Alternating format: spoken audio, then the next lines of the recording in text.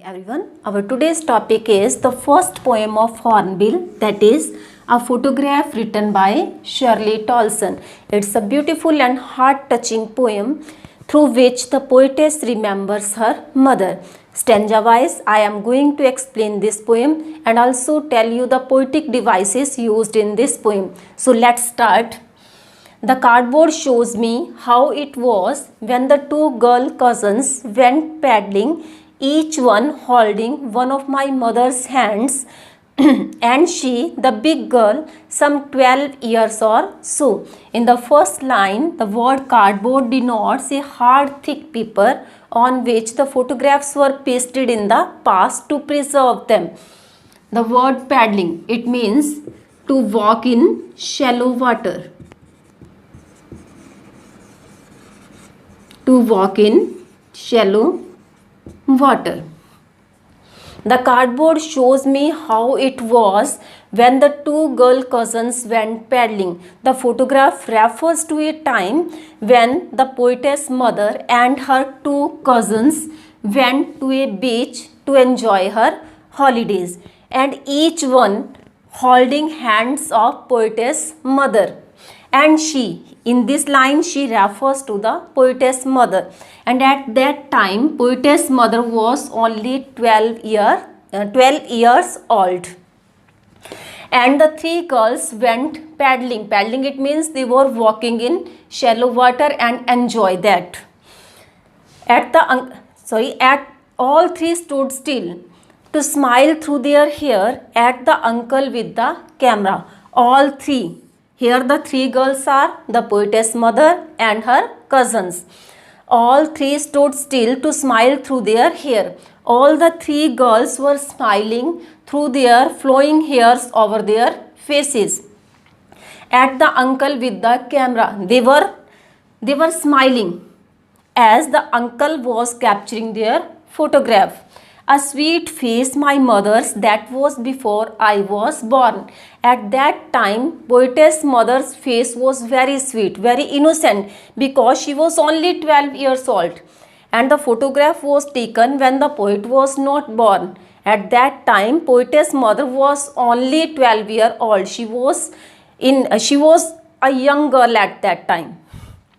And the sea, which appears to have changeless, washed their terribly transient feet. Transient, it means short-lived, which is not permanent.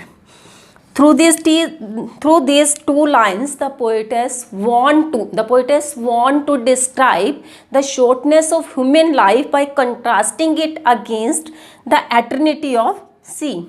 Human life is short-lived, and sea, as we know, nature is permanent. There is no change in nature. It remains as it was years ago.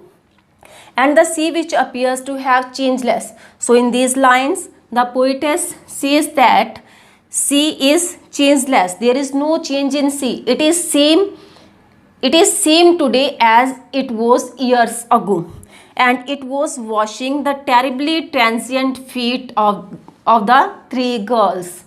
Now see the literary devices used in this stanza.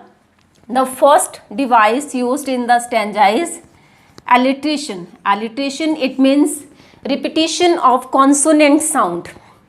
See these lines. Here, my mother. Repetition of M is there.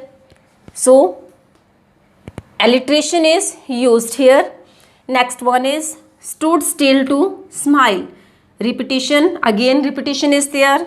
Next is terribly transient. Again, repetition of T is there. Alliteration is used. And the next literary device is enjambment. It means, see the first two lines.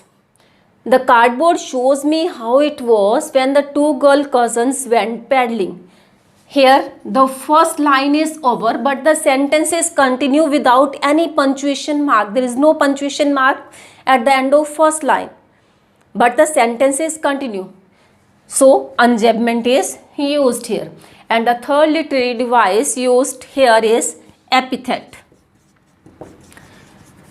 We can also say transferred epithet.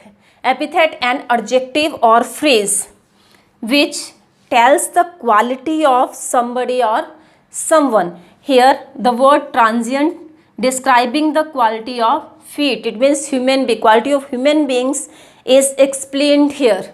Okay students, now see the next stanza. 20-30 years later, she would laugh at the snapshot. See Betty and Dolly, she would say, and look how they dressed us for the beach. In these lines, the poetess says कि after 20 or 30 years, whenever her mother saw that snapshot, whenever she saw that photograph, she would laugh to see it, and she would say to others to see Betty and Dolly. Betty and Dolly, these are the names of her cousins. Her cousins, it means these are the names of the cousins of poetess mother, not of poetess. She would say, see Betty and Dolly, how they dressed us for the beach. How the girls were dressed up to enjoy their holidays. The sea holiday was her past. Her past here, her refers to poetess mother. The sea holiday was the past of her mother. Mine is her laughter. And the laughter on the face of her mother was the past for the poetess. Both right means disappointed. Both are unhappy at this loss. They are disappointed with the labored ease of loss.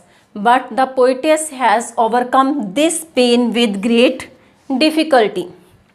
Now she has been dead nearly as many years as that girl lived. Now the poetess has lost her mother as that girl lived. In the photograph, the girl was, it means the girl, it means the poetess mother was near about 12 years old, and now she is no more. It means 12 year has passed. She has lost her mother 12 years ago. And of this circumstance, in this line, this circumstance refers to the death of poetess mother. And of this circumstance, there is nothing to say at all. It's silences. And now there is nothing in poetess life, and she says that of this circumstance, after the death of her mother, there is complete silence in her life, and she has no word to describe her death. Okay students, now literary device used in the stanza. The literary device is oxymoron. Now oxymoron, when two opposite meaning words are used together. Here in this line, two words, labored ease. Labored, it means with great difficulty, or we can say hard work. Ease, it means easily. Two opposite meaning words are used here, so we can say oxymoron is used. See also this silences, repetition of s is there, alliteration is used here. Okay student, with this our poem is complete.